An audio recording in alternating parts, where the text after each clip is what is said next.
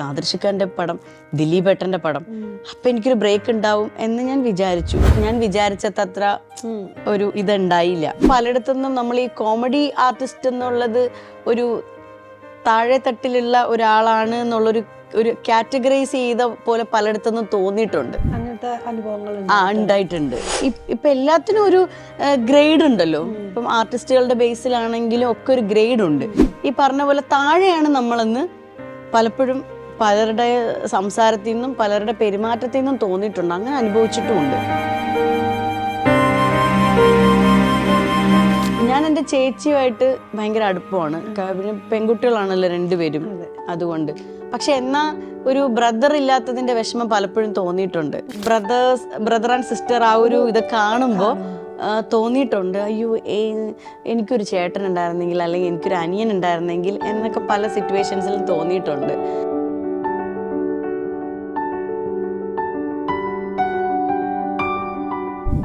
ഷോർട്ടിൽ നിൽക്കുമ്പോൾ ഞാൻ ശബരിയും എൻ്റെ ഇളയ മോനായിട്ട് അഭിനയിച്ച ഹാഷിറും കൂടി ഇങ്ങനെ നിൽക്കുന്ന സമയത്ത് ഹാഷിർ ശബരിയോട് ഓരോ കാര്യങ്ങളൊക്കെ പറയും. അപ്പം നമ്മൾ വിചാരിക്കും സീരിയസ് ആയിട്ടാണ് സംസാരിക്കുന്നതെന്ന്. പക്ഷെ ഇവനെ കളിയാക്കുക. പക്ഷെ ഇവൻ്റെ എക്സ്പ്രഷൻ ഒന്നും അങ്ങനെ ആയിരിക്കൂല. അപ്പം നമ്മളാണെങ്കിലും കേട്ടോണ്ട് നിൽക്കുമ്പോൾ വിചാരിക്കുക സീരിയസ് ആയിട്ട് എന്തോ പറയുവാന്ന്. പക്ഷെ അല്ല, തമാശയാണ് പറയുന്നത്. പിന്നെ ഭയങ്കര നമ്മൾ എല്ലാം ലവബിളാണ് പുള്ളി എല്ലാവരുമായിട്ടും.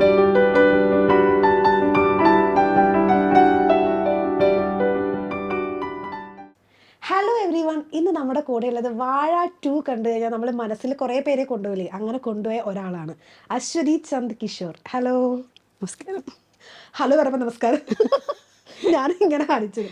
ഓക്കെ, നമ്മൾ വാഴ 2 കണ്ടു കഴിഞ്ഞപ്പോഴത്തേക്കും നമ്മളിങ്ങനെ, അതായത് കുറേ കാര്യങ്ങൾ നമ്മൾ മനസ്സിൽ ഇങ്ങനെ ക്യാരി ചെയ്തിട്ടാണ് പുറത്തോട്ട് ഇറങ്ങും. അതിൽ നമ്മുടെ കൂടെ വന്ന ഒരാളാണ്. ആണോ? ആണ് ശരിക്കും. ആ ഒരു എക്സ്പീരിയൻസ് അല്ലെങ്കിൽ വാഴ 2യുടെ ഭാഗമായത് എങ്ങനെ? ഇല്ല, ഇപ്പം ഇത് പറഞ്ഞത് കേട്ടപ്പോൾ ഒരുപാട് സന്തോഷമുണ്ട്. കാരണം കണ്ടിറങ്ങിയ പ്രേക്ഷകരുടെ കൂടെ പോവാന്ന് പറഞ്ഞു കഴിഞ്ഞാൽ അക്കാര്യം അവർ വീട്ടിലെത്തിയാലും അവരുടെ മനസ്സിലെ കഥാപാത്രം ഉണ്ടാവുമല്ലോ. അപ്പോൾ ഒരുപാട് സന്തോഷം. ഭയങ്കര എക്സൈറ്റഡ് ആയിട്ടുള്ള നിമിഷങ്ങളാണ് ഇപ്പം കുറച്ച് നാളുകൊണ്ട് ഇങ്ങനെ കടന്നു പോയിക്കൊണ്ടിരിക്കുന്നത്. വാഴ 2-ലെത്തിയത് അതിന് തൊട്ട് മുന്നേ ഉള്ള സിനിമ വ്യസന സമേതം, ബന്ധുമിത്രാദികൾ, ആ സിനിമയിലൂടെയാണ് ശരിക്കും ഇതിലേക്ക് എത്തിയത്. കോള് വരുന്നത്. അതെ, അത് കാരണം വിപിൻ ദാസ് സാറ് തന്നെയാണ് അതിന്റെ പ്രൊഡക്ഷനും ഒക്കെ ചെയ്തിരുന്നത്. സ്ക്രിപ്റ്റ് അല്ല, വ്യസന സമയത്തിന്റെ സ്ക്രിപ്റ്റും ഡയറക്ഷനും ഒക്കെ വിപിൻ എന്ന് പറഞ്ഞിട്ടുള്ള ചേട്ടനാണ്, വിപിൻ ചേട്ടനാണ്, തോന്നയ്ക്കലുള്ള വിപിൻ ചേട്ടനാണ്. പക്ഷെ അതിന്റെ പ്രൊഡക്ഷൻ നമ്മുടെ പ്രൊഡ്യൂസ് ചെയ്തതിൽ ഒരാൾ വിപിൻ ദാസ് സാറും കൂടിയായിരുന്നു.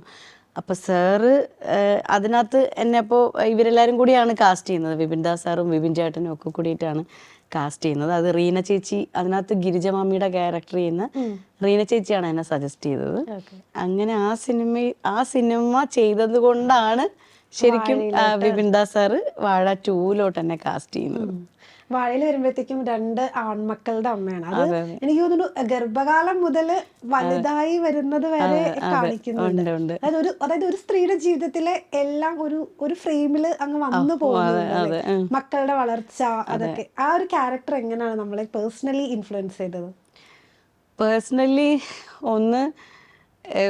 അതിനകത്ത് തുടക്കം മുതൽ അവസാനം വരെയുള്ള സാഹചര്യങ്ങൾ ഒരിക്കലും ഞാൻ ഫേസ് ചെയ്തിട്ടുള്ള ഒരു സാഹചര്യവും ഇല്ല അതിനകത്ത്.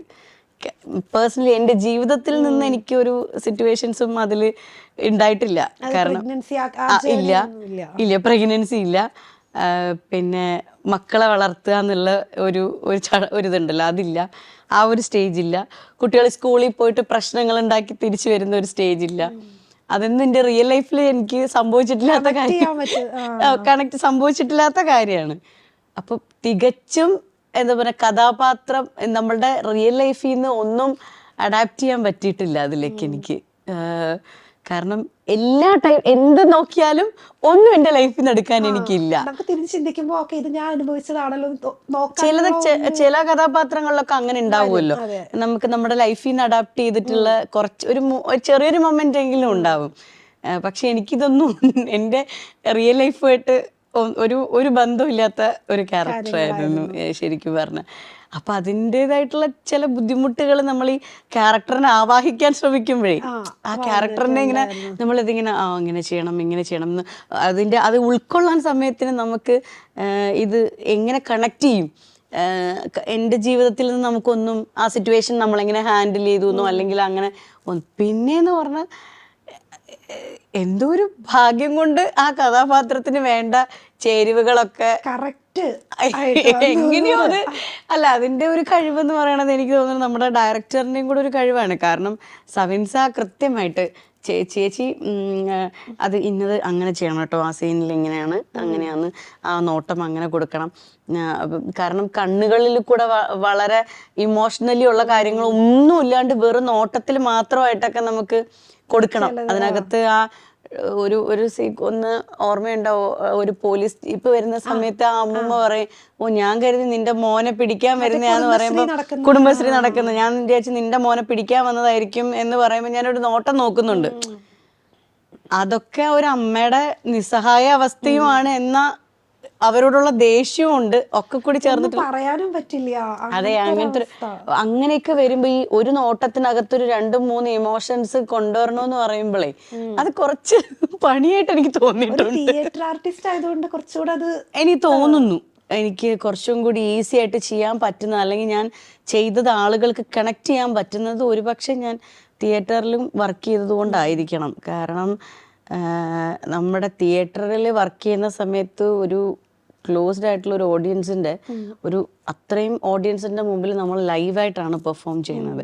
അവിടെ റെക്കോർഡ് ചെയ്തിട്ടോ അല്ലെങ്കിൽ അങ്ങനെയൊന്നും അല്ലല്ലോ, ഡയറക്റ്റ് ആയിട്ട് തന്നെ നമ്മളത് പറയുകയാണ്, അഭിനയിച്ച് കാണിക്കുകയാണ്. അപ്പൊ നമ്മൾ ഇവിടെ അതായത് ഈ സ്റ്റേജിൽ നിന്ന് കാണിക്കുന്ന ഒരു ചെറിയ ചലനം പോലും നമ്മൾ ഓഡിയൻസിലേക്ക് എത്തണം. അപ്പൊ അത്രയും എഫേർട്ട് എടുത്തിട്ടും അത്രയും വളരെ ഷാർപ്പായിട്ടും ആയിരിക്കും നമ്മൾ ആ ഇമോഷൻ ചെയ്യുന്നത്. കാര്യം അവരിലേക്ക് എത്തണമല്ലോ. അപ്പൊ അങ്ങനെയൊക്കെയുള്ള ട്രെയിനിങ്ങുകൾ കിട്ടിയിട്ടുള്ളത് കൊണ്ടും ആ ഒരു എക്സ്പീരിയൻസ് ഉള്ളത് കൊണ്ടുമൊക്കെ ആയിരിക്കാം, ആണെന്നും ഞാൻ പറയുന്നില്ല, ആയിരിക്കാം ആളുകൾക്ക് കണക്ട് ചെയ്യാൻ പറ്റിയത്. പിന്നെ എല്ലാരും പറഞ്ഞത് വീട്ടിന്റെ തൊട്ടടുത്തുള്ള ഉമ്മയെ പോലെ തോന്നി, അല്ലെങ്കിൽ എൻ്റെ ഉമ്മ. അതെ അങ്ങനെ തോന്നി. എനിക്ക് വന്നിട്ടുള്ള കുറേ കമന്റ്സുകളുണ്ട് ഈ ഇൻസ്റ്റാഗ്രാമിനകത്തൊക്കെ വന്നിട്ടുള്ളത്. അതിനകത്തൊക്കെ എൻ്റെ ഉമ്മയെ പോലെ തോന്നി, എൻ്റെ ഉമ്മച്ചി ഇങ്ങനെയാണ്, എക്സാക്ട് ഇങ്ങനെയാണ് എൻ്റെ ഉമ്മച്ചി, അല്ലെങ്കിൽ എൻ്റെ ഉമ്മ ചെറുപ്പത്തിൽ ഞങ്ങളോട് ഇങ്ങനെയായിരുന്നു, എൻ്റെ ഉമ്മ ഇതേപോലെ പൊട്ടത്തരം കാണിക്കുന്ന ഉമ്മയായിരുന്നു. ആ മീൻ്റെ തീറ്റ എൻ്റെ ചേച്ചി എൻ്റെ അടുത്ത് ചോദിച്ചു, ലോജിക്കലി അങ്ങനെ ഒരാൾ ഇത്രയും മീൻ്റെ തീറ്റയൊക്കെ ഇട്ട് കൊടുക്കുവോ? അല്ല, എനിക്കും ഈ കാര്യം അറിയില്ലായിരുന്നു. എൻ്റെ കസിൻ പറഞ്ഞപ്പോഴാണ് ഞാനിത് അറിയുന്നത്. കുഞ്ഞില് അതായത് നമ്മളോർക്കും കുറെ ഫുഡ് കൊടുത്താൽ അത് പെട്ടെന്ന് വലുതാവുമെന്ന്. അതെ, അപ്പൊ അല്ല, അത്രയും വിവരമേ ആ ഉമ്മച്ചിക്ക് ഉള്ളൂ എന്നുള്ളതാണ്. കാരണം മക്കളുടെ വിവരം പോലും ഇല്ല ഉമ്മച്ചിക്ക്. ആ ക്യാരക്ടർ എത്രത്തോളം ഡെപ്ത് ഉള്ള ആ സ്ക്രിപ്റ്റ് ചെയ്യുന്ന വിപിൻദാസ് സാറിന്റെ ആ ഒരു ഇത്. കാരണം കല്യാണം കഴിഞ്ഞു, മുസ്ലിംസ് ആകുമ്പോഴത്തേക്ക് ലേഡീസിന് നേരത്തെ കല്യാണം കഴിപ്പിക്കും. കല്യാണം കഴിപ്പിച്ച് മൂത്തൊരു മോനുണ്ടായി. ആ മോനൊരു 4-5 വയസ്സുള്ളപ്പോ അടുത്ത മോനെ ഗർഭിണിയായി. ആ ഗർഭിണി ആയിരിക്കുന്ന ടൈമിൽ ഹസ്ബൻഡ് മരിക്കുകയാണ്. പിന്നെ മരിച്ചു കഴിഞ്ഞിട്ട് പിന്നെ കുട്ടികളെ വളർത്താനുള്ള ഫുൾ സ്ട്രഗിൾ ആണ്. അവർക്ക് ലോകപരിചയമോ അല്ലെങ്കിൽ അവർക്കൊന്നും അറിയില്ല, അവരുടെ ലൈഫ് എന്താണെന്നോ ഒന്നും അവർക്ക് അറിയില്ലല്ലോ. അപ്പോ എന്താണ് അവർക്ക് ഒരു മീനിന് തീറ്റ കൊടുക്കുന്ന കാര്യം പോലും അവർക്ക് അറിയില്ല. അത്രയും പോകുന്നൊരു പാവപ്പെട്ട ലേഡിയാണ്. ഞാൻ ആ ക്യാരക്ടറിന് അങ്ങനെയാണ് ഇവരിങ്ങനെ ഓരോന്ന് പറയുമ്പോഴും നമ്മൾ ചിന്തിക്കുന്ന അങ്ങനെയാണ്. അത്രയും പൊട്ടത്തരം കാണിക്കുന്ന, അല്ലെങ്കിൽ പുറത്തിറങ്ങി കാര്യങ്ങൾ ചെയ്യാൻ അറിയാത്ത, പുറത്തിറങ്ങി പരിചയമില്ലാത്തൊരു സാധാരണക്കാരിയായിട്ടുള്ള തുന്നൽ പണിയൊക്കെ ചെയ്ത് ജീവിക്കുന്ന ഒരു ഉമ്മ, അത്രേ ഉള്ളൂ. അപ്പൊ അതിൽ തന്നെ ആ ക്യാരക്ടർ എന്താണെന്നുള്ളത് അപ്പൊ ഇങ്ങനെ മറ്റുള്ളവരെല്ലാരും ഇങ്ങനെ പറയുമ്പോഴേ അത് കേൾക്കുമ്പോ ഭയങ്കര സന്തോഷമാണ്. അത് അവർക്ക് കണക്ട് ചെയ്യാൻ പറ്റി എന്നുള്ളത്. നേരത്തെ പരിചയമുണ്ടായിരുന്നു? ഇല്ല, എല്ലാരെ പോലെ റീൽസിൽ കണ്ടിട്ടുള്ള പരിചയം തന്നെയുള്ളൂ. ആദ്യമായിട്ട് കാണുന്നത് പൂജയുടെ അന്നാണ്, പടത്തിന്റെ പൂജയുടെ അന്നാണ് ആദ്യമായിട്ട് കാണുന്നത്. വേറെ അങ്ങനെ പരിചയമൊന്നുമില്ല. പിന്നെ സെറ്റിൽ അഭിനയിക്കുമ്പോൾ കൂടെ അഭിനയിക്കുന്ന സമയത്താണ് കാണുന്നത്. റീൽസിലൊക്കെ ഭയങ്കര ഫാൻസ് ഉള്ള ആളുകളാണ്. അതെ. നിങ്ങൾ അമ്മയും ആ ഒരു കോംബോ നിങ്ങൾ എങ്ങനെ എൻജോയ് ചെയ്ത്? കോമഡി ആയിരുന്നു, എങ്ങനെയായിരുന്നു? അല്ല കോമഡി സെറ്റ് മൊത്തത്തില് വൈബാണ്. കാരണം എല്ലാവരും ഭയങ്കര കംഫർട്ടായിട്ടുള്ള ക്രൂ മെമ്പേഴ്സ് ആണെങ്കിലും ആക്ടേഴ്സ് ആണെങ്കിലും എല്ലാവരും ഭയങ്കര കംഫർട്ടാണ്. കാര്യം എല്ലാവരും പുതിയ ആൾക്കാരാണല്ലോ. ഇപ്പം ഡയറക്ടർ ഫസ്റ്റ് ഫിലിമാണ് പുള്ളിയുടെ സവിൻ സായുടെ. പിന്നെ നമ്മുടെ ഈ പറഞ്ഞ പോലെ വാഴയുടെ പിള്ളേരാണെങ്കിലും പിന്നെ ഞാൻ അജിനും വിനായകമായിട്ടൊന്നും അധികം കോമ്പിനേഷൻ ഉണ്ടായിരുന്നില്ല. ഹാഷിർ മാത്രമായിട്ടായിരുന്നു. പിന്നെ അലൻ ഒരു ചെറിയ സീക്വൻസിൽ ഷർട്ട് മേടിക്കാൻ വരുന്നൊരു സീക്വൻസിൽ മാത്രമേ ഉണ്ടായിരുന്നുള്ളൂ. അപ്പോൾ അതുകൊണ്ട് അവരുമായിട്ടൊന്നും വലിയ കമ്പനി ആയിട്ടില്ല ഞാൻ. പക്ഷെ ഇവരുമായിട്ട് സംസാരിക്കാറുണ്ട് ചില സമയത്തൊക്കെ. നമ്മളിങ്ങനെ ഷോട്ടിൽ നിൽക്കുമ്പോൾ ഞാൻ ശബരിയും എൻ്റെ ഇളയ മോനായിട്ട് അഭിനയിച്ച ഹാഷിറും കൂടി ഇങ്ങനെ നിൽക്കുന്ന സമയത്ത് ഹാഷിർ ശബരിയോട് ഓരോ കാര്യങ്ങളൊക്കെ പറയും. അപ്പം നമ്മൾ വിചാരിക്കും സീരിയസ് ആയിട്ടാണ് സംസാരിക്കുന്നതെന്ന്. പക്ഷെ ഇവനെ കളിയാക്കുക. ഇവൻ കളിയാക്കുന്നതാണ്, തമാശ പറയുന്നതാണ്. പക്ഷെ ഇവൻ്റെ എക്സ്പ്രഷൻ ഒന്നും അങ്ങനെ ആയിരിക്കൂല. അപ്പം നമ്മളാണെങ്കിലും കേട്ടോണ്ട് നിൽക്കുമ്പോൾ വിചാരിക്കും ഇവൻ സീരിയസ് ആയിട്ട് എന്തോ പറയുവാന്ന്. പക്ഷെ അല്ല, തമാശയാണ് പറയുന്നത്. പിന്നെ ഭയങ്കര നമ്മൾ എല്ലാം ലവബിളാണ് പുള്ളി. എല്ലാവരുമായിട്ടും അവിടെ ക്രൂ മെമ്പേഴ്സ് എല്ലാവരുമായിട്ടും ഭയങ്കര കമ്പനിയാണ്. അങ്ങനെ കോണ്ടാക്ട് അങ്ങനെയൊന്നുമില്ല. കാരണം ഈ പറഞ്ഞ പോലെ നമ്മൾ വളരെ ചുരുക്കം സമയത്ത് വരുന്നു, ചെയ്യുന്നു, പോകുന്നു, അങ്ങനെയാണ്. പിന്നെ ആ കാണുമ്പോൾ ഉണ്ടാവുന്നൊരു ഇത്. പിന്നെ വല്ലപ്പോഴും ഇതുപോലെ ഇപ്പം ഇങ്ങനെ ഇടയ്ക്കിടയ്ക്ക് കാണുന്ന സമയത്ത് നമ്മുടെ ആ ഒരു പരിചയം പുതുക്കുക, അങ്ങനെയൊക്കെ ഉള്ളു. അതിപ്പോൾ മിക്കവാറും ആർട്ടിസ്റ്റുകളെല്ലാം തമ്മിൽ അങ്ങനെയൊക്കെ തന്നെയാണ്. നമ്മൾ സിനിമയിൽ അഭിനയിക്കുന്നു എന്ന് വെച്ചിട്ട് എല്ലാവരും തമ്മിലൊരു കണക്ഷനും കോണ്ടാക്റ്റും കാര്യങ്ങളും ഒന്നും ഉണ്ടാവൂല. വളരെ ചുരുക്കം ചിലരുമായിട്ട് മാത്രം. പിന്നെ നമ്മുടെ ഏരിയ എന്ന് പറയുന്നത് വേറെയാണ്. നമ്മൾ അമ്മമാര്, ഉമ്മമാര്. ഇപ്പം അതിൽ ഉമ്മയായിട്ട് അഭിനയിച്ച ആളുമായിട്ട് ഞാൻ കോണ്ടാക്റ്റ് ഉണ്ട്. നിതന്യ ചേച്ചി, അലൻ്റെ അമ്മയായിട്ട് അഭിനയിച്ച. അല്ലാണ്ട് അതെ അതെ, അപ്പം അങ്ങനെയൊക്കെ കണക്ഷൻ ഉണ്ട്. പിന്നെ നമ്മുടെ ഏജ് കാറ്റഗറിയും വ്യത്യാസമല്ലേടാ. നമുക്കെപ്പോഴും അവർക്കൊരിക്കലും നമ്മളുമായിട്ട് സിങ്ക് ആവാൻ ഒരു ബുദ്ധിമുട്ടുണ്ടാവും. വേറെയാണ്, ജനറേഷൻ ഗ്യാപ്പില്ലേ നമ്മൾ തമ്മിൽ എത്രയൊക്കെ പറഞ്ഞാലും. അപ്പം അതിൻ്റെയൊക്കെ ഒരു വ്യത്യാസം ഉള്ളത് കൊണ്ട്. പിന്നെ പക്ഷെ എല്ലാവരും അടിപൊളിയാണ് മൊത്തത്തിൽ. നമ്മൾ ഈ റീൽസിലൊക്കെ കാണുന്ന പോലെയൊക്കെ തന്നെയാണ്. നിങ്ങളെ കോമഡി ചെയ്ത് കണ്ടിട്ട് ഇങ്ങനെ കാണുമ്പോഴത്തേക്കും നമ്മൾ എക്സ്പെക്ട് ചെയ്യുന്നില്ല. അതാണ് നമുക്കൂടെ ഉള്ള ഒരു സർപ്രൈസ് എലമെന്റ് എന്ന് പറയുന്നത്. അതെ, എല്ലാവരും സർപ്രൈസ് ആയത് അവിടെയാണ്. അത് ഒരുപാട് ഈ സോഷ്യൽ മീഡിയയിലൊക്കെ ഒത്തിരി വരുന്ന റീൽസും അല്ലെങ്കിൽ അങ്ങനെയൊക്കെ വരുന്ന കാര്യങ്ങളൊക്കെ അതാ. അതായത് അതായത് നിങ്ങൾ ഇങ്ങനെയുള്ള കഥാപാത്രങ്ങൾ ചെയ്യും, അല്ലെങ്കിൽ അത് ചെയ്തത് വളരെ നന്നായി, അതൊട്ടും എക്സ്പെക്ട് ചെയ്തില്ല എന്ന് തന്നെയാണ് എല്ലാവരും പറയുന്നത്. അതൊക്കെ കേൾക്കുമ്പോ എന്താ പറയാ, അത് നമുക്ക് വാക്കുകൾ കൊണ്ടൊന്നും എക്സ്പ്രസ് ചെയ്യാൻ പറ്റാത്ത അതിന് മേളിലായി. കാരണം എനിക്ക് എൻ്റെ +2 കഴിഞ്ഞ് നിന്ന സമയത്താണ് ഞാൻ ഫസ്റ്റ് പിന്നെ +2 ഡിഗ്രി ഒക്കെ ജോയിൻ ചെയ്യുന്ന ടൈമിലാണ് ഞാൻ ആദ്യമായിട്ട് മീഡിയയിൽ വരുന്നത്.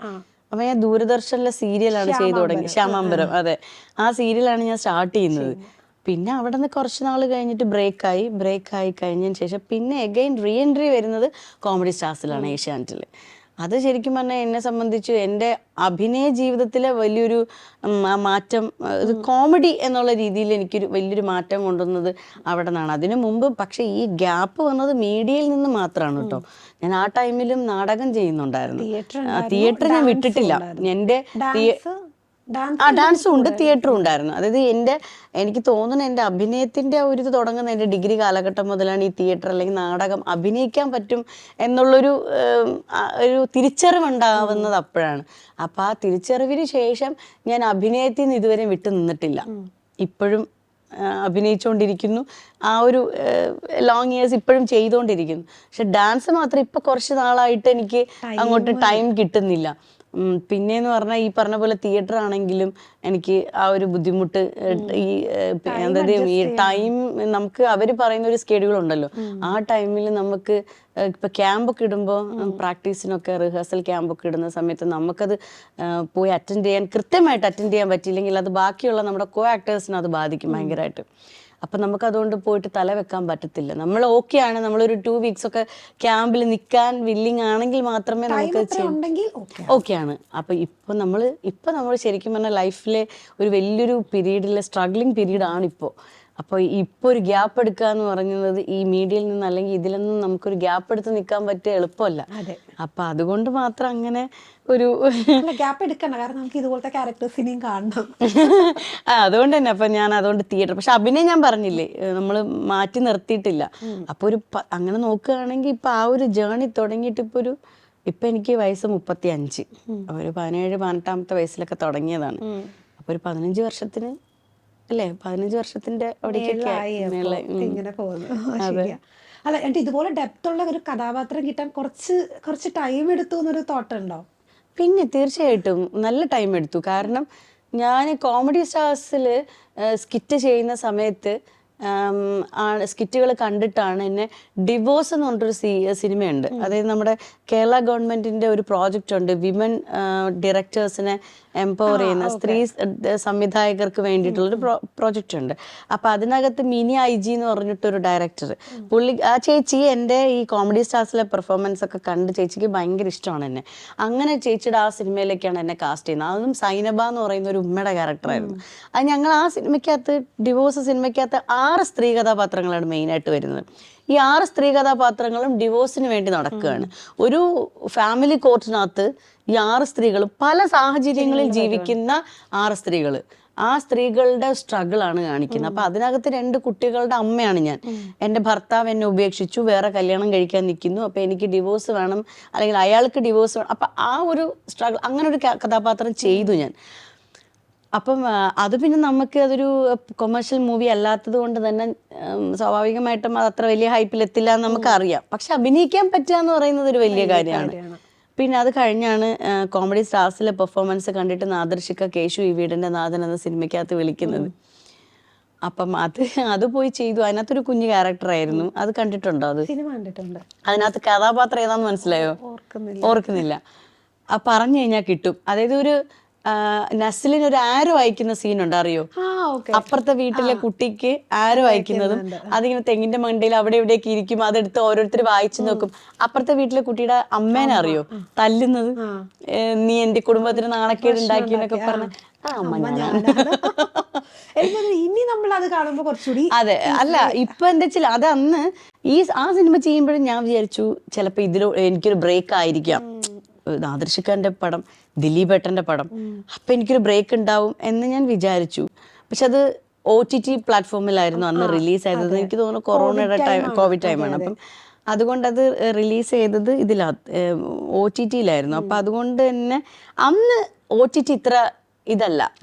ഇന്നാണെങ്കിൽ നമ്മളൊരു പടം OTT-യിൽ വന്നെന്ന് പറഞ്ഞാൽ എല്ലാവർക്കും അത്യാവശ്യം ഹോട്ട്സ്റ്റാറും നെറ്റ്ഫ്ലിക്സും പ്രൈമും ഒക്കെ എല്ലാ ആൾക്കാരുടെ ഫോണിൽ ഇപ്പൊ അവൈലബിൾ ആണ്. അന്നത്തെ സമയത്ത് അത് അത്ര അങ്ങോട്ട് ഇല്ല.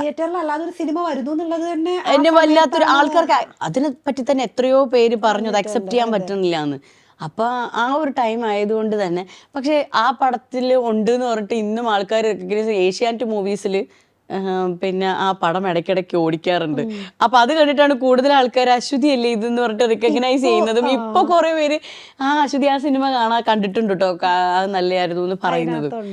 അപ്പൊ അത് ഈ കോമഡിയിലൊക്കെ നിന്ന് ഞാൻ കുറച്ചും കൂടി ഇതായപ്പോഴും കൂടുതൽ ആൾക്കാർക്ക് അത് കണക്ട് ചെയ്യാൻ പറ്റി.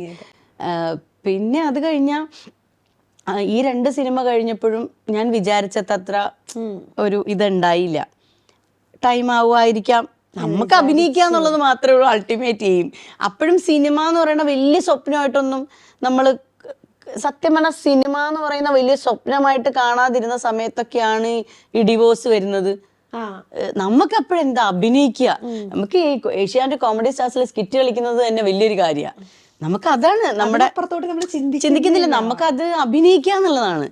അഭിനയം എന്നുള്ളൊരു ഇത് മാത്രമേ നമുക്ക് അന്ന് ഉള്ളൂ. പിന്നെ നമ്മുടെ എയിം എന്ന് പറഞ്ഞ ഒരു സീരിയലിലെങ്കിലും അഭിനയിക്കാൻ പറ്റിയിരുന്നെങ്കിൽ, കാര്യം മുന്നേ ഞാൻ സീരിയൽ ചെയ്തിരുന്നതാണ്, പിന്നെ അപ്പോൾ ഒരു സീരിയലെങ്കിലും ചെയ്യാൻ പറ്റിയിരുന്നെങ്കിൽ എന്നൊരു തോട്ട് ഉണ്ടായിട്ടുണ്ട്. അത് കാരണം എന്ന് പറഞ്ഞാൽ എനിക്ക് തോന്നുന്നു പലയിടത്തുനിന്നും നമ്മൾ ഈ കോമഡി ആർട്ടിസ്റ്റ് എന്നുള്ളത് ഒരു താഴെ തട്ടിലുള്ള ഒരാളാണ് എന്നുള്ളൊരു കാറ്റഗറൈസ് ചെയ്ത പോലെ പലയിടത്തുനിന്നും തോന്നിയിട്ടുണ്ട്. അങ്ങനത്തെ അനുഭവങ്ങൾ ഉണ്ടായിട്ടുണ്ട്. അപ്പോൾ കാരണം അവര് ഇപ്പൊ എല്ലാത്തിനും ഒരു ഗ്രേഡ് ഉണ്ടല്ലോ. ഇപ്പം ആർട്ടിസ്റ്റുകളുടെ ബേസിലാണെങ്കിലും ഒക്കെ ഒരു ഗ്രേഡ് ഉണ്ട്. അപ്പൊ ആ ഗ്രേഡില് ഈ പറഞ്ഞ പോലെ താഴെയാണ് നമ്മളെന്ന് പലപ്പോഴും പലരുടെ സംസാരത്തിൽ നിന്നും പലരുടെ പെരുമാറ്റത്തിൽ നിന്നും തോന്നിയിട്ടുണ്ട്, അങ്ങനെ അനുഭവിച്ചിട്ടുമുണ്ട്. അതാരാ എന്താന്നൊന്നുമല്ല, അത് പറയാൻ എനിക്ക് താല്പര്യവുമില്ല, അത് എൻ്റെ അനുഭവങ്ങളാണ്. അപ്പൊ അങ്ങനെ വന്നിട്ടുള്ള സമയത്ത് നമുക്ക് തോന്നും ഒരു സീരിയലിൽ അഭിനയിച്ചിരുന്നുവെങ്കിൽ, അല്ലെങ്കിൽ സീരിയലിൽ നമ്മൾ ആയിരുന്നുവെങ്കിൽ ഒരുപക്ഷെ ഇതിനേക്കാൾ കുറച്ചുകൂടി മെച്ചപ്പെട്ട രീതിയിൽ നമ്മളെ ട്രീറ്റ് ചെയ്തേനെ. അല്ലെങ്കിൽ കുറച്ചും കൂടി ഇതാവാമായിരുന്നു എന്നൊക്കെ കിട്ടിയേനെ എന്ന് അങ്ങനെയൊക്കെ തോന്നിയിട്ടുണ്ട്. അത് പലരും ചിലപ്പോൾ പറയാൻ മടിക്കുന്ന കാര്യമായിരിക്കാം, എന്നാലും ഞാൻ പറഞ്ഞതേ ഉള്ളൂ. അതൊക്കെ ആ കാലഘട്ടമൊക്കെ കഴിഞ്ഞു. അതിൽ വിഷമിച്ചിരുന്നൊരു കാലഘട്ടമൊക്കെ ഉണ്ട്. അപ്പം നമ്മൾ എപ്പോഴും എനിക്ക് തോന്നിയിട്ടുള്ളത് നമ്മുടെ ലൈഫിൽ നമ്മളെ താഴോട്ട് മറ്റുള്ളവർ നമ്മളെ പ്ലേസ് ചെയ്യുന്നതിനനുസരിച്ച് യൂണിവേഴ്സിലൊരു പവറുണ്ട്. അത് നമ്മളിങ്ങനെ മുകളിലേക്ക് കൊണ്ടുവന്നുകൊണ്ടേയിരിക്കും. കാരണം നമ്മൾ കാണിക്കുന്ന കലയിൽ നമുക്ക് കള്ളത്തരമില്ല. നമ്മൾ വളരെ ജെന്യൂനായിട്ട് നിൽക്കുന്നു, ജെന്യൂനായിട്ട് പെർഫോം ചെയ്യുന്നു. അപ്പം ദൈവം അല്ലെങ്കിൽ ആ ഒരു പവർ ഉണ്ടല്ലോ, ആ യൂണിവേഴ്സിലുള്ളൊരു പവർ നമ്മളെ സപ്പോർട്ട് ചെയ്തുകൊണ്ടേയിരിക്കും. അപ്പം ചിലപ്പോൾ താമസിച്ചാലും നമുക്കിപ്പോൾ ഇങ്ങനെ വരാൻ സാധിച്ചത് അതുകൊണ്ടൊക്കെ ആയിരിക്കാം. അത് നമുക്കറിയില്ല എന്തുകൊണ്ടാണ്. അല്ലെങ്കിൽ ആ ഒരു അക്സെപ്റ്റൻസ് ഇപ്പം കിട്ടുന്നുണ്ട്. കാരണം കോമഡി സ്റ്റാർസിൽ നിന്നൊക്കെ നമ്മൾ മാറി നമ്മൾ കുറച്ചും കൂടി പിന്നെ ഈ സോഷ്യൽ മീഡിയ കുറച്ചും കൂടിയൊക്കെ ആക്റ്റീവായി. അതിനുശേഷം ഫ്ലവേഴ്സിലൊക്കെ ഷോസ് ചെയ്തപ്പോഴത്തേക്കിനും സുനി ചന്ദ്രി എന്നൊക്കെയുള്ള ക്യാരക്ടർ ഭയങ്കര ഹിറ്റ് കോംബോ ആയിരുന്നു. അവിടെയൊക്കെയാണ് ശരിക്കും പറഞ്ഞാൽ ഭയങ്കരമായിട്ട് നമുക്ക് കുറച്ചും കൂടി ആളുകൾ തിരിച്ചറിയാനും ഒക്കെ തുടങ്ങിയതും ഒക്കെ അപ്പോഴാണ്. അത് നല്ലൊരു കാലം തന്നെയായിരുന്നു. ആ ഒരു കാലഘട്ടം ഭയങ്കര രസമായിട്ടുള്ള കാലഘട്ടമായിരുന്നു. ഇപ്പോഴും ആലോചിക്കും, ഇപ്പോഴും ആൾക്കാരുടെ മനസ്സിൽ സുനിയും ചന്ദ്രിക്കും ഭയങ്കര സ്ഥാനമാണ്. അല്ലല്ല, എന്റെ ഒറിജിനൽ നെയിം അശ്വതി ചന്ദ് എന്നാണ്. അച്ഛന്റെ പേര് ചന്ദ്രനാണ്. അപ്പൊ അതിന്റെ ചന്താണ് അച്ഛൻ ചന്ദ്രന്റെ ഷോർട്ടാക്കിയിട്ടതാണ് ചന്ദൻ. കിഷോർ ഹസ്ബൻഡിന്റെ പേര്. അപ്പൊ ഞാനത് അശ്വതി ചന്ദ് കിഷോർ എന്നാക്കിന്ന് മാത്രം. അതെ, അച്ഛനെയും കളഞ്ഞിട്ടില്ല, ഹസ്ബൻഡിനെയൊക്കെ. അല്ല, എനിക്ക് പിന്നെ ഈ കുറച്ച് നോർത്ത് ഇന്ത്യൻ നെയിംസ് എന്നോട് ഭയങ്കര ഇഷ്ടമാണ്. നമുക്ക് എപ്പോഴും കേൾക്കാത്ത തരത്തിലുള്ള പേരുകൾ എനിക്ക് പണ്ടേ ഭയങ്കര ഇഷ്ടമാണ്. അപ്പം ഈ അശ്വതി എന്ന് പേരിട്ടതിന് ഞാൻ അച്ഛനെ കുറേ ചീത്ത പറഞ്ഞിട്ടുണ്ട്. കാര്യം എങ്ങോട്ട് തിരിഞ്ഞാലും അശ്വതിയാണ്. അതാ ഞാൻ പറഞ്ഞത്, എങ്ങോട്ട് തിരിഞ്ഞാലും അശ്വതി അച്ചു. അത് ഇൻസ്റ്റാഗ്രാമോ ഫേസ്ബുക്കോ ഇൻസ്റ്റാഗ്രാം അല്ല, ഫേസ്ബുക്ക് തുറന്നാൽ പിന്നെ അതേ ഉണ്ടാകുന്നുള്ളൂ. നമ്മൾ ഈ പറഞ്ഞ പോലെ സ്കിറ്റുകളിൽ വരെ അശ്വതി അച്ചു. പിന്നെ അതും ഈ ഫ്ലേർട്ട് ചെയ്യുന്ന പെൺകുട്ടികൾ അല്ലെങ്കിൽ ഫേക്ക് അക്കൗണ്ട്സ് അശ്വതി അച്ചു ആയിരിക്കും എന്നൊക്കെ പറഞ്ഞിട്ട് കുറെ കളിയാക്കിയിട്ടൊക്കെയാണ്. അപ്പൊ എനിക്ക് ആ ടൈമിലൊക്കെ അശ്വതി എന്നുള്ള പേര് എനിക്ക് ഞാൻ അച്ഛനോട് വേറെ ഒരു പേരും ഉണ്ടായിരുന്നില്ല അച്ഛൻ ആ ടൈമില്. അശ്വതി ചന്ദ് ഓക്കെ, വെറൈറ്റി ആണ്, അങ്ങനെ പെട്ടെന്ന് ആരും എടുക്കുന്ന പേരല്ല ചന്ദ്. പക്ഷെ അച്ഛന് വേറൊരു പേരിന്റെ കൂടെ ചന്ദ് ഇട്ടൂടെ, അങ്ങനെയൊക്കെ ഞാൻ എപ്പോഴും പറയുമായിരുന്നു. പക്ഷെ പേര് മാറ്റണതിനോട് ഞാൻ അത് ആലോചിച്ചിട്ടുണ്ട് മുന്നേ, പിന്നെ അത് വിട്ടു. നമുക്ക് നമ്മളെ തിരിച്ചറിയുന്നൊരു സ്കൂൾ കാലം മുതലേ നാട്ടിലൊക്കെ അശ്വതി ചന്ദ് എന്ന് പറഞ്ഞാൽ എല്ലാവർക്കും അറിയാം. നാട്ടില് സ്കൂളിൽ എപ്പോഴും ഭയങ്കര കലാകാരിയായിട്ട് പാട്ടൊക്കെ പാടി ഡാൻസ് ഒക്കെ കളിച്ച് അങ്ങനെ നടക്കുന്ന ആളല്ലേ. അപ്പൊ അതുകൊണ്ട് പിന്നെ ആ പേര് തന്നെ അങ്ങനെ കിടക്കട്ടെ എന്ന് വിചാരിച്ചു. ഒരു പോയിന്റ് കഴിഞ്ഞപ്പോ വേണ്ട, അത് തന്നെ മതി. പിന്നെ കല്യാണം കഴിഞ്ഞപ്പോ ഞാൻ ഈ പേരും കൂടി അങ്ങ് ആഡ് ചെയ്തു. എന്നെ അറിയപ്പെടുമ്പോ അങ്ങനെ അറിയപ്പെടട്ടെ എന്ന് വെച്ചിട്ട് ഞാനിപ്പോ എല്ലായിടത്തും സർട്ടിഫിക്കറ്റ്സിൽ അല്ലെങ്കിലും ബാക്കി എല്ലായിടത്തും ഞാൻ ഇങ്ങനെ തന്നെയാണ് പേര്. സിനിമയിലാണെങ്കിലും അങ്ങനെ തന്നെയാണ് പേര് കൊടുത്തിരിക്കുന്നത്. അങ്ങനെ ഓക്കെ. ഈ വാഴ 2ലേക്ക് നമ്മൾ വരുന്ന സമയത്ത് ഈ വാഴ 2 കണ്ടിട്ടുള്ള എല്ലാവരും അവരുടെ സിബ്ലിങ്ങിന് ഒരു കോൾ അല്ലെങ്കിൽ ഒരു മൊമെന്റെങ്കിലും അത് ഓർത്തിട്ടുണ്ടാവും, സിബ്ലിംഗ് ഉള്ള എല്ലാവരും. അപ്പോൾ ഒരു സിബ്ലിംഗ് ചേച്ചിയല്ലേ? ചേച്ചി. അപ്പൊ ഈ സിനിമ കണ്ടു കഴിഞ്ഞപ്പോ അല്ലെങ്കിൽ സ്ക്രിപ്റ്റ് വായിച്ചു കഴിഞ്ഞപ്പോ ഒരു സെക്കൻഡെങ്കിലും ഓർത്തായിരുന്നോ പഴയ കാലം? അതെ, ഞാനൊരു കാര്യം പറയട്ടെ. ശരിക്കും പറഞ്ഞ സ്ക്രിപ്റ്റ് ഒന്നും ഞങ്ങൾ അങ്ങനെ കണ്ടിട്ടില്ല. ഇല്ല. സിനിമ ഉണ്ടല്ലോ, സിനിമ കണ്ടപ്പോ ഓക്കെ. സ്ക്രിപ്റ്റ് ഞങ്ങൾ കണ്ടിട്ടില്ല. ഞങ്ങളുടെ ഭാഗങ്ങൾ മാത്രം ഞങ്ങൾ കാണുന്നു. തിയേറ്ററിലാണ് ശരിക്കും സിനിമയായിട്ട് ഞങ്ങൾ കാണുന്നത്. എല്ലാവരും അതെ എന്താണെന്നുള്ളത് എക്സാക്ട് നമ്മൾ തിയേറ്ററിലാണ് കണ്ടിങ്ങനെ വണ്ടടിച്ചിരുന്നത്. എന്നെയാണ് അതിൽ തുടക്കത്തിൽ കാണിക്കുന്നതെന്ന് പോലും എനിക്ക് അറിയത്തില്ല. ഫസ്റ്റ് ആ വാഴ വെട്ടിക്കഴിഞ്ഞാൽ ഉള്ള സീന് കഴിഞ്ഞാൽ ആ ഷോട്ട് കഴിഞ്ഞാൽ അടുത്ത നെക്സ്റ്റ് ഷോട്ട് ഞാൻ അവിടെ ഇരുന്ന് കരയുന്നതാണ്.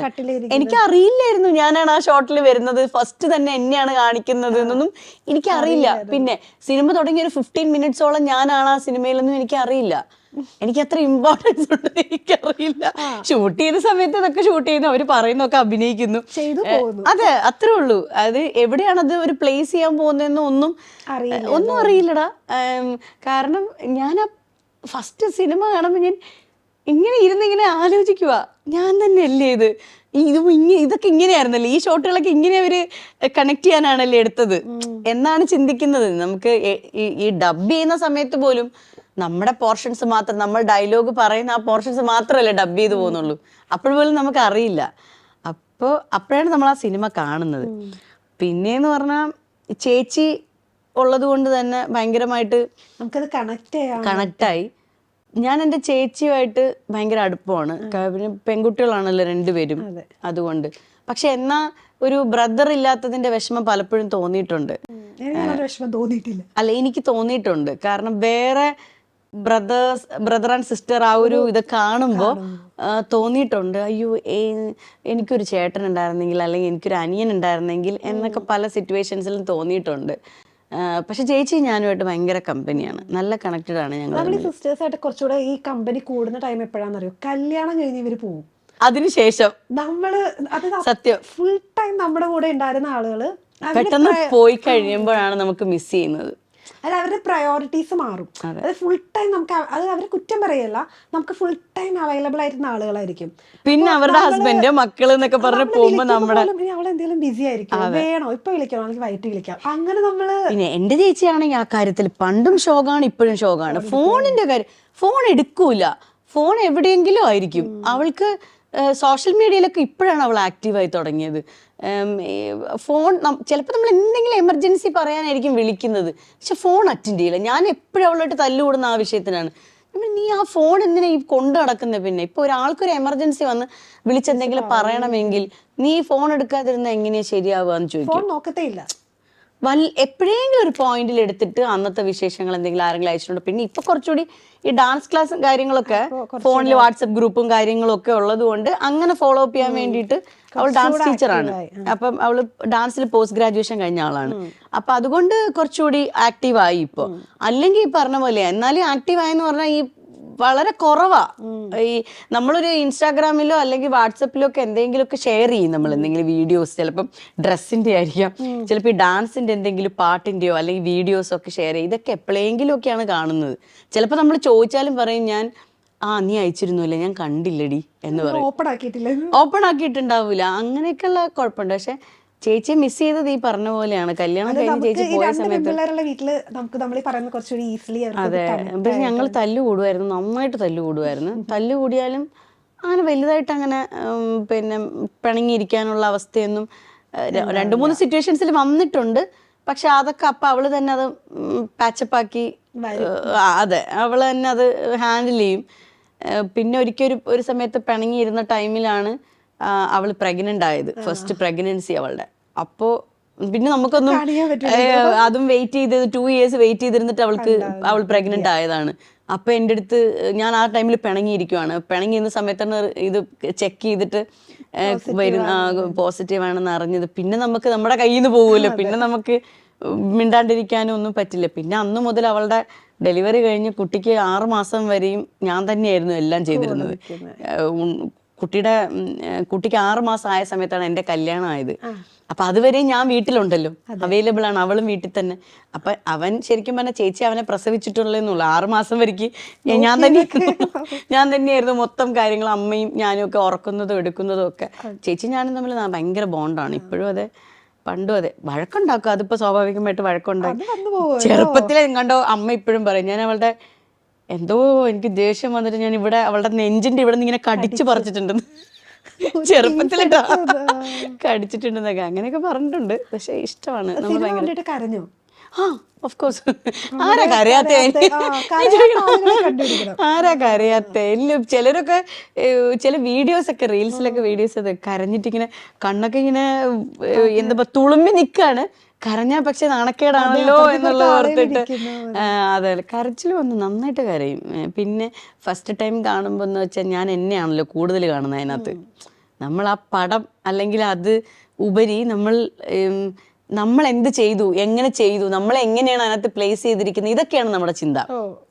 അപ്പൊ ഫസ്റ്റ് കാണുന്ന സമയത്ത് നമ്മൾ ബാക്കിയുള്ളതിലൊന്നും ബാക്കി എന്നുവെച്ചാൽ ആ സിനിമയിലോട്ട് ഇറങ്ങിച്ചെന്ന് ഫുള്ള് കണക്ട് ചെയ്ത് കാണാനുള്ളൊരു മാനസികാവസ്ഥ അപ്പം ഇല്ല. കാരണം നമ്മൾ അത്രയും വെയിറ്റ് ചെയ്തിരുന്നു, ഇത്രയും കാലത്തെ കഷ്ടപ്പാടുകൾക്കൊടുവിൽ നമ്മൾ ഒരു ഇതാണ്. അപ്പോൾ നമ്മൾ അങ്ങനെ എന്നെയാണ് ഞാൻ നോക്കിക്കൊണ്ടിരുന്നത്. അതുകൊണ്ട് ആദ്യത്തെ ദിവസം അത്ര സിനിമയായിട്ട് കണ്ടു, കൊള്ളാം, നല്ലതാണ്. പക്ഷെ ഉള്ളിലേക്ക് ആഴത്തിൽ ഇറങ്ങാൻ പറ്റിയില്ല. നമ്മൾ എന്ത് ചെയ്തു ഇങ്ങനെ നോക്കി പക്ഷെ കരഞ്ഞു. കാരണം ഞാനുള്ള സീക്വൻസിലൊക്കെ വിഷമം വരുന്ന ഈ സീക്വൻസ് ഒക്കെ വരുമ്പോൾ നമുക്ക് സ്വാഭാവികമായിട്ടും കരച്ചിൽ വരുമല്ലോ. ഷൂട്ടിന്റെ സമയത്ത് ഗ്ലിസറിൻ യൂസ് ചെയ്ത് കരുതാണോ ശരിക്കും കരുതാണോ? ഗ്ലിസറിൻ ഞാൻ അങ്ങനെ പരമാവധി ഉപയോഗിക്കാറില്ല. എന്നെ നമ്മുടെ ഇതിലെ AD ഒക്കെ ഉണ്ട്, അസോസിയേറ്റ് ഒക്കെ ഉണ്ട്, അവരൊക്കെ എന്നെ കളിയാക്കുന്നത് ക്രൈയിങ് സ്റ്റാർ എന്നാ. കരയാൻ പറഞ്ഞ അപ്പ കരയും. ക്രൈയിങ് സ്റ്റാർ എന്നാ കളിയാക്കുന്നത്. അത് ഈ വ്യസന സമയത്തിൽ ഉണ്ടായിരുന്നത് കൊണ്ട് അതിലങ്ങനെയായിരുന്നല്ലോ ഫുള്ള്, അതുകൊണ്ട് കരച്ചില്ല. അപ്പൊ അതുകൊണ്ട് എന്നെ ക്രൈയിങ് സ്റ്റാർ എന്ന് വിളിച്ച് കളിയാക്കും. അപ്പൊ ഞാൻ പരമാവധി കരയാൻ പറ്റിയാൽ നാച്ചുറലായിട്ട് തന്നെ കരയും. ഇല്ല എനിക്ക് പറ്റുന്നില്ല. ചില ഷോട്ടുകൾ ഒരു 5-6 തവണയൊക്കെ ചിലപ്പോൾ എന്തെങ്കിലും ടെക്നിക്കൽ ഇഷ്യൂ കാരണോ അല്ലെങ്കിൽ അങ്ങനെയൊക്കെ പോവുകയാണെങ്കിൽ മാത്രം, അങ്ങനെ ആവുമ്പോൾ മാത്രം നമുക്ക് ചിലപ്പോൾ ഗ്ലിസറിൻ വേണ്ടി വരും. ഇമോഷൻ വരും, പക്ഷെ കണ്ണുനീര് വരൂല. ഇമോഷൻ നമുക്ക് ഉണ്ടാക്കിയെടുക്കാൻ പറ്റും, പക്ഷെ നമ്മൾ ഇമോഷണൽ ആവുന്ന എല്ലാ ടൈമിലും നമുക്ക് കണ്ണുനീര് വരുത്താൻ പറ്റുന്നൊന്നുമില്ല. അങ്ങനെയുള്ള സമയങ്ങളിലൊക്കെ ഗ്ലിസറിൻ യൂസ് ചെയ്തിട്ടുണ്ട്. അല്ലാതെ ബാക്കി സമയത്തൊക്കെ നാച്ചുറലി ഓർഗാനിക് ആയിട്ട് അങ്ങ്. നമുക്ക് ഇമോഷണൽ മെമ്മറി എന്ന് പറഞ്ഞിട്ടൊരു സംഭവം ഉണ്ട്. അതായത് നമുക്ക് ഒരു മുന്നേ നമ്മുടെ ജീവിതത്തിൽ നടന്ന എന്തെങ്കിലും വിഷയങ്ങളൊക്കെ ആയിട്ട് കണക്ട് ചെയ്തുകൊണ്ട് നമ്മൾ അത് ചിന്തിച്ചുകൊണ്ട് നമ്മൾ അപ്പൊ കരയാൻ പറ്റും നമുക്ക്. നമ്മൾ സിനിമ കാണുമ്പോൾ കരയുന്നത് അതുകൊണ്ട് തന്നെയാണ്. അത് ഇമോഷണൽ മെമ്മറി എന്ന് അതിനെ പറയാ. മസിൽ മെമ്മറി പോലെ അല്ലേ? കാരണം നമ്മൾ വണ്ടി ഓടിക്കുകയാണെങ്കിൽ കുതിരയൊക്കെ ചെയ്യാൻ പഠിച്ചിരുന്ന ആൾക്കാര് കുറച്ച് നാൾ കഴിഞ്ഞാലും അത് ചെയ്യാൻ പറ്റും. അതുപോലെ അപ്പൊ അങ്ങനെ അപ്പൊ അതുകൊണ്ട് പിന്നെ എനിക്ക് ഇഷ്ടമാണ് അങ്ങനെ ഗ്ലിസറിൻ ഇല്ലാതെ. എനിക്ക് ഇങ്ങനെ അഭിനയത്തിലൊക്കെ ചാലഞ്ച് ചെയ്യാൻ ഭയങ്കര ഇഷ്ടമാണ്. അഭിനയത്തിലെ ഓരോ കാര്യങ്ങൾ ചാലഞ്ച് ചെയ്യാൻ ഇപ്പൊ ഈ പറഞ്ഞ പോലെ ഗ്ലിസറിൻ ഇല്ലാതെ കരയുക, അങ്ങനെയൊക്കെയുള്ള സംഭവങ്ങളില്ലേ. അതായത് ഇപ്പൊ ഭയങ്കരമായിട്ട് കരയേണ്ട സമയത്ത് നമ്മൾ ചിരിച്ചാൽ എങ്ങനെ ഇരിക്കും? കരച്ചിലും ചിരിയും കൂടെ കരഞ്ഞ അത്രയും ഇരിക്കുന്ന സമയത്ത് നമ്മൾ കരയേണ്ട സമയമാണ്. നമ്മൾ അതാരായാലും അവിടെ കരയും. ആ സമയത്ത് നമുക്ക് ആ ഇമോഷൻ, ഈ കരയാന്നുള്ള ഇമോഷൻ മാറ്റി നമുക്ക് ആ കരച്ചിലിന് പകരം നമ്മൾ ചിരിക്കുകയാണെങ്കിൽ എങ്ങനെ ഇരിക്കും? ഈ വിഷമം മൊത്തം ചിരിയിൽ വേണം. നമ്മൾ ഈ കരയുന്ന സാധനം ഇപ്പൊ എല്ലാരും വിഷമിക്കുമ്പോ കരയല്ലേ ചെയ്യുക. ആ കരയുന്നത് നമ്മൾ ചിരിച്ചുകൊണ്ട് ആ ഇമോഷനെ എടുത്താൽ എങ്ങനെയായിരിക്കും? പിന്നെ അങ്ങനെയൊക്കെ ചലഞ്ച് ചെയ്യാൻ അതൊക്കെ ഇഷ്ടമാണ്. അങ്ങനെയൊക്കെ സൈക്കോണ്. അല്ലെങ്കിൽ സജഷൻസ് ഒക്കെ പറയോ? അതേപോലെ ഷൂട്ട് വരുന്ന സമയത്ത് ഇങ്ങനെ ചെയ്താൽ ശരിയാവോ, ചെയ്ത് നോക്കട്ടെ എന്നൊക്കെ ചോദിക്കാറുണ്ടോ? ഇല്ല, ഞാൻ അങ്ങനെ ഒന്നും ചോദിക്കാറില്ല. ഡയറക്ടേഴ്സ് ആക്ടറാണ്. അതെ, എനിക്ക് അങ്ങനെയാണ് ഇഷ്ടം. കൂടുതൽ അവര് പറയുന്നത് ചെയ്യാനാണ് ഇഷ്ടം. പിന്നെ നമ്മളൊന്നും അത് പറയാനുള്ള ആളായിട്ടില്ല. എൻ്റെ ഒരു ഇതിലെന്ന് വെച്ചാൽ അങ്ങനെ അത്രയും എക്സ്പീരിയൻസും കാര്യങ്ങളും സിനിമയിൽ വന്ന് അത്ര എക്സ്പീരിയൻസ്ഡ് ആയി ഒരുപാട് വേഷം, ഒരുപാട് കഥാപാത്രങ്ങൾ ചെയ്ത് നമ്മൾ ഫലിപ്പിച്ച് അത്ര എക്സ്പീരിയൻസ് ആവുമ്പോൾ ഡയറക്ടറിനോട് നമുക്ക് സജഷൻ പറയാം. സർ, ഞാൻ അങ്ങനെ ഒന്ന് ചെയ്തു. എൻ്റെ കോൺസെപ്റ്റ് ആണ് കേട്ടോ. ഇപ്പം പുതിയ ആൾക്കാർ ചിലപ്പോൾ പറയുമായിരിക്കാം, എനിക്ക് അറിയില്ല. പക്ഷേ അവരെന്ത് കണ്ടിട്ടായിരിക്കും അവർ എഴുതിയിരിക്കുന്നവർ, അവർ ഡയറക്റ്റ് ചെയ്തവർ, അവർക്കൊരു ഇതുണ്ടാവുമല്ലോ. അപ്പം അതായിരിക്കുമല്ലോ നമ്മളോട് ഷെയർ ചെയ്യുന്നത്. പിന്നെ നമ്മൾ നല്ല എക്സ്പീരിയൻസ്ഡ് ആയി കഴിഞ്ഞിട്ട് നമുക്ക് സർ അതിനേക്കാൾ എനിക്ക് തോന്നുന്നു ഇന്നത് ചെയ്യാൻ പറ്റും, അല്ലെങ്കിൽ അങ്ങനെ ചെയ്യാം എന്ന് നമുക്ക് പറയാം. അതുവരെ തൽക്കാലം അവർ പറയുന്നത് നമ്മൾ ചെയ്ത് ആദ്യം ഫലിപ്പിക്കുക എന്നുള്ളതാണ് നമുക്ക്. അവർക്ക് ചെയ്യാം, അവർ പറയുന്ന സാധനം നമുക്ക് മാക്സിമം നന്നായിട്ട് പെർഫോം ചെയ്ത് കൊടുക്കുക എന്നുള്ളത്. അതാണ് ഞാൻ പറഞ്ഞത്. എനിക്ക് ചാലഞ്ചിങ് ആയിട്ട് അഭിനയിക്കുന്നത് ഭയങ്കര ഇഷ്ടമാണ്. ഈ ഒരു ഡയലോഗിൽ തന്നെ ഇമോഷൻസ് മാറ്റി മാറ്റി ചെയ്യുക, അതൊക്കെ ഭയങ്കര ബുദ്ധിമുട്ടുള്ള കാര്യമാണ്. എൻ്റെ മാഷുണ്ട് ജിജിക്കുട്ടൻ എന്ന് പറഞ്ഞിട്ട്, ജിജി കലാമന്ദിർ. പുള്ളി എന്നോട് പറഞ്ഞിട്ടുള്ളൊരു, ഞാൻ വേറെ ഇങ്ങനെ ഇൻ്റർവ്യൂവിൽ ഇങ്ങനെ പറഞ്ഞിട്ടുണ്ടായിരുന്നു. അതായത് നമുക്ക് തരുന്ന, എനിക്ക് ലാസ്റ്റ് വ്യസന സമേതവും കഴിഞ്ഞതിന് ശേഷം പുള്ളി വിളിക്കുന്നത് അഭിനയത്തിൻ്റെ കുറവുകൾ പറയാനാണ് സാർ എന്നെ വിളിക്കുന്നത്. കാരണം അത് ഞാൻ അക്സെപ്റ്റ് ചെയ്യുന്നു, കാരണം എൻ്റെ ഗുരുവാണ്. വാഴ കഴിഞ്ഞിട്ട് വിളിച്ചായിരുന്നു? ഇല്ല, വിളിച്ചിട്ടില്ല. വിളിക്കുമായിരിക്കും ചിലപ്പോൾ, മേ ബി കണ്ടിട്ടുണ്ടാവൂല. കാരണം ഫുൾ ഹൗസ്ഫുൾ ആണ്, ടിക്കറ്റ് കിട്ടാനില്ല എന്ന് പറഞ്ഞിട്ട് കുറേ പേര് എന്നെ വിളിക്കുന്നുണ്ട്. അപ്പം ചിലപ്പോൾ അതുകൊണ്ട് കണ്ടിട്ടുണ്ടാവില്ല, അതുകൊണ്ടായിരിക്കും എന്നെ വിളിക്കാത്തത്. പക്ഷെ വ്യസന സമേതം കണ്ടു കഴിഞ്ഞ് എന്നെ വിളിച്ചിട്ട് എന്നോട് പറഞ്ഞത്, നീ ആ ഡയലോഗ് അല്ലെങ്കിൽ അത് അങ്ങനെ പറഞ്ഞപ്പോൾ അങ്ങനെ അല്ലായിരുന്നു വേണ്ടത്, കുറച്ചും കൂടി ഇതാവാമായിരുന്നു, അല്ലെങ്കിൽ ഇങ്ങനെ ആവാം, അങ്ങനെ അപ്പൊ ഞാൻ ഓക്കെ ചേട്ടാ അങ്ങനെയല്ലേ, ഓക്കെ അത് ശ്രദ്ധിക്കാം. അപ്പൊ എന്നോട് പറഞ്ഞതെന്ന് വെച്ചാല്, നമ്മളെപ്പോഴും നമ്മുടെ ആക്ടിങ് അപ്ഡേറ്റ് ചെയ്തുകൊണ്ടിരിക്കണം, ആക്ടിങ് ലെവൽസ് മാറിക്കൊണ്ടിരിക്കണം. എൻ്റെ അടുത്ത് എപ്പോഴും എന്നെ വിളിച്ച് എനിക്കൊരു ഞാനൊരു നാഷണൽ അവാർഡ് വിന്നർ ആവും എന്ന് പറയുന്ന ഒരു വ്യക്തി പുള്ളിയാണ്. അത് പുള്ളിക്ക് അങ്ങനെ ടൈമിംഗ് ഒന്നുമില്ല വിളിക്കാൻ, തോന്നുമ്പോഴാണ് വിളിക്കുന്നത്. എപ്പോൾ തോന്നുന്നോ അപ്പോൾ വിളിക്കും. നമ്മളെടുത്ത് സംസാരിക്കുമ്പോൾ പുള്ളി ഇങ്ങനെ സംസാരിക്കുമ്പോൾ നമ്മളെ മോട്ടിവേറ്റ് ചെയ്യും. ആ സമയത്ത് പറയുന്നത് നീ ഒരു നാഷണൽ അവാർഡ് വിന്നർ ആവും, അതൊരു അവാർഡ് നിനക്ക് കിട്ടും, അത് എനിക്ക് ഉറപ്പുള്ള കാര്യമാണ്, ഷബാന ആസ്മി പോലെയൊക്കെ ആവും എന്ന് ആ റേഞ്ച് വെച്ചിട്ട് പുള്ളി ഇനി ഇതായിട്ട് പറയുന്നത് എന്നെ കാരണം എന്നിലുള്ള ഏറ്റവും അഭിനയത്തിന്റെ അല്ലെങ്കിൽ കലാകാരി തിരിച്ചറിഞ്ഞൊരു വ്യക്തിയാണ് കുട്ടേട്ടൻ. അപ്പൊ കുട്ടേട്ടൻ അത് പറയുമ്പോൾ നമുക്ക് ഭയങ്കര ഒരു പോസിറ്റിവിറ്റിയാണ്. അങ്ങനെ ആവോ അങ്ങനെ ഒരു സംഭവം. അപ്പൊ എനിക്ക് പുള്ളി ലാസ്റ്റ് തന്ന എക്സർസൈസ് ചെയ്യാൻ ഉപദേശിച്ച ഒരു സാധനം എന്ന് പറഞ്ഞാൽ, നമ്മൾ കണ്ണാടിയിൽ നോക്കിയിട്ട് ഒരു സൈഡ് ചിരിക്കുക, ഒരു സൈഡ് കരയുക. അങ്ങനെ പറ്റുമോ? അങ്ങനെ പറ്റണം എന്നാണ് പുള്ളി പറഞ്ഞത്. എന്നെ കൊണ്ട് പറ്റില്ല. ഞാൻ ഇടയ്ക്കൊക്കെ കണ്ണാടിയിൽ നോക്കി ട്രൈ ചെയ്യാറുണ്ട്, പക്ഷെ നടക്കുന്നില്ല.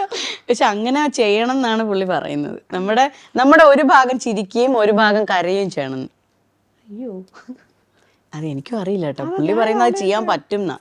നിരന്തരമായിട്ട് പ്രാക്ടീസ് അങ്ങനെ ചെയ്തു കഴിഞ്ഞാൽ പറ്റും, പെർഫെക്റ്റ് എന്നാണ് പറ്റും എന്നാണ് പറയുന്നത്. ചിലപ്പോൾ പറ്റുമായിരിക്കും, എനിക്ക് അറിയില്ല. നെക്സ്റ്റ് ടൈം നമ്മൾ കാണുമ്പോഴത്തേക്കും ചേച്ചി ഇത് പഠിച്ചിട്ട് ഇവിടെ കാണിക്കും. ഫ്യൂച്ചറിൽ ഏതൊക്കെ പ്രൊജക്ട്സ് എന്തെങ്കിലും ഇറങ്ങാനുണ്ട്? ഫ്യൂച്ചറിൽ അതായത് ഈ വ്യസന സമേതം കഴിഞ്ഞ ശേഷം 1-2 പ്രോജക്ട്സ് പറഞ്ഞിട്ടുണ്ട്, പക്ഷെ അതൊന്നും പിന്നെ ചാലു ആയിട്ടില്ല. പിന്നെ അതിരടി ഇപ്പോൾ അഭിനയിച്ചു, ടൊവിനോയുടെ ബേസിലിൻ്റെയും ഇറങ്ങാനുള്ളത്. അതിനകത്തൊരു ചെറിയൊരു ക്യാരക്ടർ ചെയ്തിട്ടുണ്ട്. വേറൊന്നും നിലവിൽ വന്നിട്ടില്ല. വരും, ഹോപ്പ്ഫുള്ളി വരുമെന്ന് പ്രതീക്ഷിക്കുന്നു. അത്രയല്ലേ നമുക്ക് പറയാൻ പറ്റുള്ളൂ. പ്രതീക്ഷയുണ്ട്. വാഴ കഴിഞ്ഞ ശേഷം നമ്മൾ കാണാൻ ആഗ്രഹിച്ച കുറെ പേരിൽ ഒരാളാണ്. അപ്പൊ എനിക്ക് കാണാൻ സാധിച്ചു, ഇതുപോലെ സംസാരിക്കാൻ പറ്റി. എന്തായാലും താങ്ക് യു സോ മച്ച്. എല്ലാവിധ സക്സസ്സും ഉണ്ടാവട്ടെ. Thank you.